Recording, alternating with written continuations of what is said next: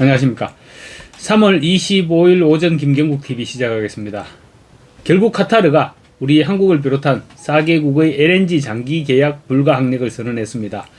이란으로부터 폭격당한 LNG 생산 시설이 복구되기 전까지는 가스 장기 공급 약속을 지키지 못하겠다는 것입니다.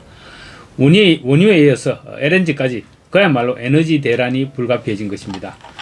생각할수록 이달 초 최종 기착지가 알려지지 않은 울산 석유 비축기지에 있던 90만 배럴의 석유 증발 사건이 안타깝지 않을 수 없습니다. 이란 전쟁이 발발한 직후 원유 확보에 비상이 걸려 있을 그런 시점에 우리 손에 들어온 대한민국 전체가 9시간 동안 사용할 수 있는 그런 규모의 원유가 우리 석유 비축기지에서 빠져나갔습니다. 이건 석유공사만 덤터기를 쓸 일이 절대로 아닙니다. 산자부가 뒤늦게 감사에 착수했다는데 시간이 걸릴 이유가 없습니다. 계약사가 어디인지만 파악하면 최종 목적지를 확인하는 데 큰 도움이 될 것입니다.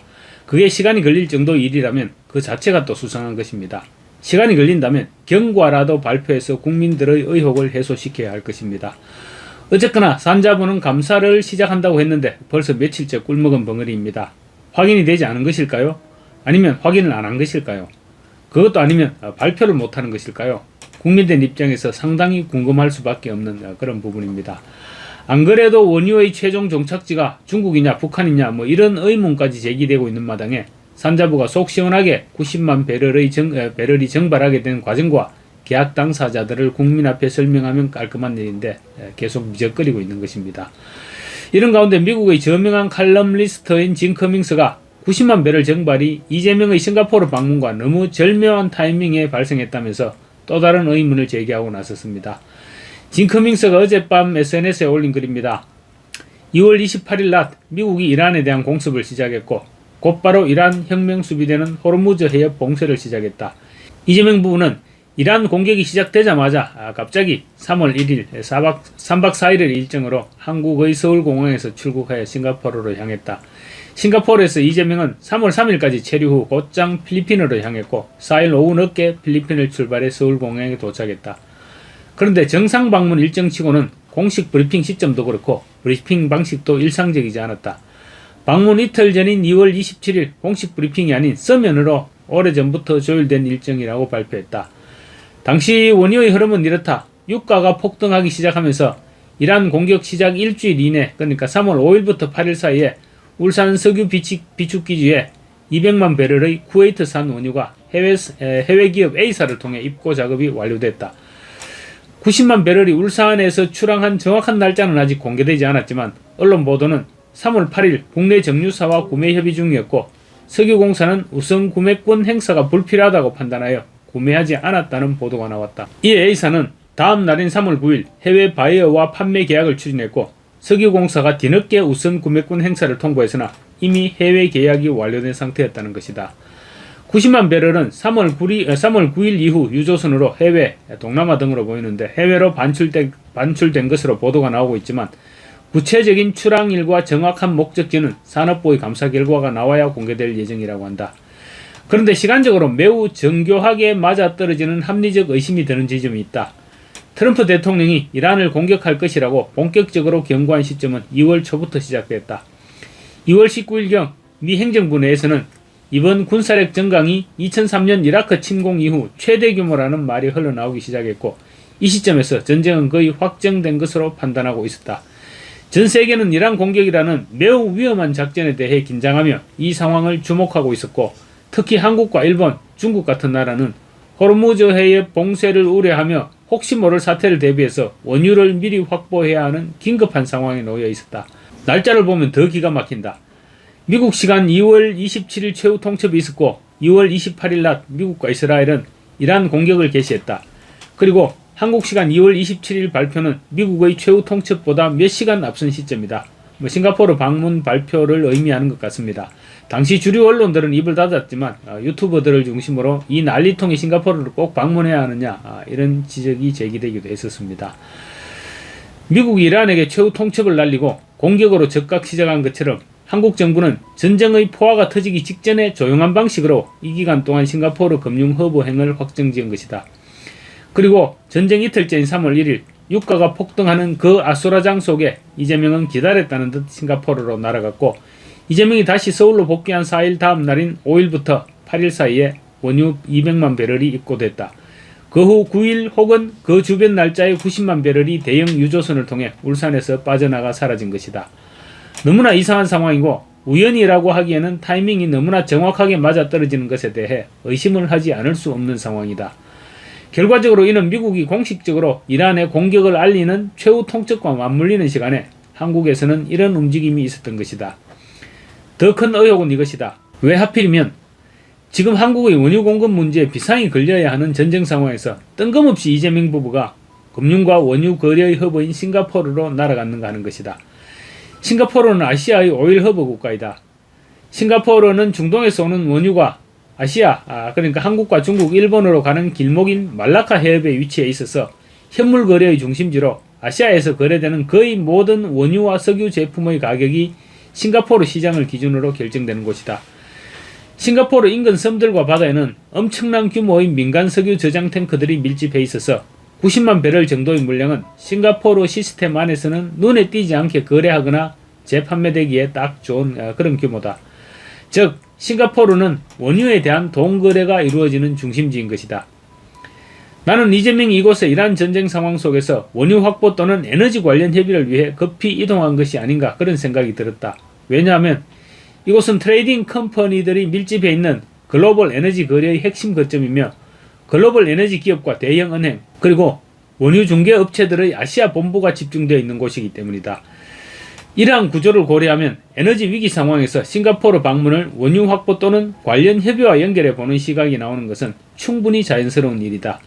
하지만 놀랍게도 언론들의 보도를 보면 그 어디에도 싱가포르에서 원유 확보를 위한 거래가 이루어졌다는 얘기는 없고 싱가포르의 부동산 정책 얘기와 싱가포르의 약 3억 달러 규모의 글로벌 모펀드 조성 약속, 양국의 인공지능 기업의 글로벌 진출을 위한 투자, 기업과 기관 간 AI 공동 연구 및 비즈니스 협력 관련 등 총 7건의 양해각서 체결을 했다는 보도뿐이었다. 즉 에너지와 식량에 관한 전략적 소통과 협력을 추진해 나가기로 했다라고만 명시했지만 중심 의제는 아니었던 것이다. 그리고 2024년 10월 윤석열 정부 때 발표한 계획 K-글로벌 마더 펀드, 그러니까 글로벌 모펀드 조성 계획, 즉 싱가포르를 아시아 벤처 허브로 만든다는 구상을 발표했었는데 이는 윤석열 대통령이 구속된 상태에서 2025년 4월 28일 KBIC 싱가포르 현지 법인 설립이 완료되었다. 이때는 한덕수 권한대행체제에서 설립된 것이었고 당시의 예산은 약 2억 달러 수준이었고 집행되지는 않았다. 그런데 이번에 이재명이 싱가포르로 가서 테마섹 등과의 금융협력, 디지털 통상 등을 명분으로 관련 펀드 규모를 약 3억 달러, 보도에 따르면 3억 달러대 중반 수준으로 확대하겠다고 밝힌 것이다. 2026년 3월 24일 현재 브렌트유와 WTI 가격을 모두 반영하면 K-글로벌 머들 펀드, 싱가포르 펀드의 투자 금액의 총액은 약 3억 8,200만 달러, 우리 돈으로 5,200억 원 정도인 것 같다. 그리고 이 집행은 2026년 2분기부터 진행되는 것으로 알려져 있는데 2분기라면 4월 1일부터 자금 집행이 시작된다는 말이다. 그런데 더 이상한 점은 2026년 3월 4일 구윤철 경제부총리 겸 재정경제부 장관은 한국 정부가 미국에 제안한 한미 통화 스와프가 미국의 거절로 체결되지 못했다고 밝혔다. 이날은 이재명이 싱가포르에서 한국으로 도착한 날이다. 지금 한국은 미국에 통화 스와프를 요청해야 할 정도로 달러가 마른 나라다. 그런데 갑자기 싱가포르 펀드의 예산을 늘렸다. 돈은 없는데 펀드는 키운다? 도저히 앞뒤가 맞지 않는 것이다. 미국이 돈줄을 죄는데도 당당하게 예산을 늘린 그 배짱의 자금 출처는 도대체 어디에서 나오는 것인가? 더욱이 미국에 약속한 투자금도 지불해야 하는 상황인데 말이다. 혹시 울산에서 증발한 90만 배럴의 원유 대금이 싱가포르를 거쳐 이 국부펀드 자본금으로 세탁되어 들어오는 것은 설마 아닐까 하는 그야말로 음모론 같은 의심까지 들 정도다. 분명히 음모론적인 시각이라고 볼 수 있을 것입니다. 전쟁 직전의 기막힌 타이밍, 싱가포르엔 급행 순방, 그리고 이해할 수 없는 예산 정해까지 너무나 시간적 타이밍이 지나치게 정교하게 맞물려 있는 미스테리. 이재명이 한국에 돌아온 3월 4일, 그리고 바로 다음 날인 5일부터 8일 사이 200만 배럴의 원유가 울산에 입고되었고 9일경 90만 배럴의 원유가 외부로 빠져나갔는데 목적지도 해외 기업의 이름도 명확하지 않은 이 모든 상황이 나의 의혹을 폭발시키고 있는 것이다. 이 흐름은 누구라도 쉽게 넘기기 어려운 지점이다. 이 문제가 단순한 시간의 일치라고 보기에는 타이밍이 지나치게 정교하게 맞물려 있기 때문이다. 더욱이 싱가포르는 글로벌 금융과 결제의 중심지로서 다국적 자금과 트레이딩 구조가 복잡하게 얽혀 있는 곳이며 다양한 법인 구조를 활용한 자금 운용이 가능하고 심지어 자금 세탁까지 쉽게 이루어질 수 있는 환경으로 알려진 곳이다. 이러한 특성상 자금의 이동 경로가 다층적으로 구성될 경우 외부에서 그 흐름을 명확하게 파악하기 어렵고 일반인들이 자금의 경로를 알아내기란 거의 불가능에 가까운 구조다. 특히 이번과 같이 펀드 확대, 벤처 투자, 다국적 협력 등이라는 지출의 명확한 경계가 없는 벤처 초기 투자 명목이 결합된 경우라면 자금이 어떤 기업에 어떤 조건으로 얼마만큼 투입되는지에 대한 구체적인 사용처를 외부에서 적극적으로 확인하기가 어렵다. 즉, 싱가포르라는 곳의 특성이 자금 활동을 숨기기 좋은 곳이라는 점이다. 물론 이번 90만 배럴의 외부 유출과 이재명의 싱가포르 방문 사이의 연결성에 대해서 직접적인 관련이 있다고 단정할 수는 없다. 그러나 타임라인과 전체 전개를 종합적으로 볼 때 이를 단순한 우연으로만 보기 어렵다는 점에서 합리적인 의문 제기는 충분히 가능하다고 본다. 자금이 복잡한 국제금융 구조를 통해 이동할 경우 국내보다 싱가포르와 같은 금융허브를 거치는 것이 추적이 훨씬 어려운 만큼 이번 사안은 사라진 90만 배럴의 실질적 귀속과 대금 결제 구조, 자금 흐름과 시점, 물량 이동의 연결 관계 전반에 대한 종합적 검증이 필요한 사안이라고 본다. 따라서 90만 배럴에 대한 최종 합의가 싱가포르 현지에서 이루어진 것 아니냐는 문제 제기는 단순한 추측이 아니라 공공사안에 대한 정당한 검증 요구로서 충분히 근거 있는 합리적 의혹 제기라고 생각한다. 싱가포르는 원유 거래와 금융 결제가 동시에 이루어지는 글로벌 허브로 기름의 항로와 돈의 항로가 만나는 몇 안 되는 지점 중의 하나다. 이러한 구조에서는 원유의 실제 이동 경로와 금융 결제 경로가 반드시 일치하지 않을 수 있다. 즉, 서류상 거래나 결제는 싱가포르를 통해 이루어지면서 실제 물량은 제3국으로 이동하는 구조가 충분히 가능하기 때문이다. 따라서 울산에서 출발한 90만 배럴이 제3국을 거쳐 중국 등으로 이동하고 해당 원유에 대한 결제는 싱가포르를 통해 이루어질 수도 있는 의혹이 생길 수 있는 만큼 철저한 조사가 이루어져 90만 배럴의 목적지를 밝혀야 한다고 본다. 이러한 의혹은 정부가 명확하게 밝히지 않으면 계속 논란이 될 수밖에 없는 그런 사안이기 때문이다. 대통령이 원유 거래와 결제의 중심지인 싱가포르를 방문했다가 돌아온 직후 불과 며칠 사이에 대규모 원유 물량이 외부로 넘어갔다는 사실은 결코 가볍게 넘길 수 있는 정황이 아니다. 특히 에너지 거래 구조를 이해하는 업계의 시각에서 보면 이러한 흐름과 시점의 맞물림은 단순한 우연으로 치부하기 어려운 문제로 받아들여질 수밖에 없다. 지금 한국 언론들은 90만 배럴이 해외로 반출된 것을 두고 산업통상부와 정부 비축유사업 관리기관인 한국석유공사가 서로 책임 공방을 벌이고 있는 이런 부분들을 보도하고 있다. 하지만 이미 빠져나간 90만 배럴을 두고 누구 탓이냐를 따져봤자 이는 본질이 아니라고 본다. 석유공사의 책임이건 정부의 책임이건 간에 한국처럼 돈에 철저한 나라에서 이렇게 에너지 확보에 허술했다는 것 자체가 공동이 책임져야 하는 상황이며 이렇게 중대한 시기에 원유가 어디로 팔려갔는지도 정확히 모르고 이러한 상황을 관리하지 못한 정부의 책임은 피하기 어렵다고 본다.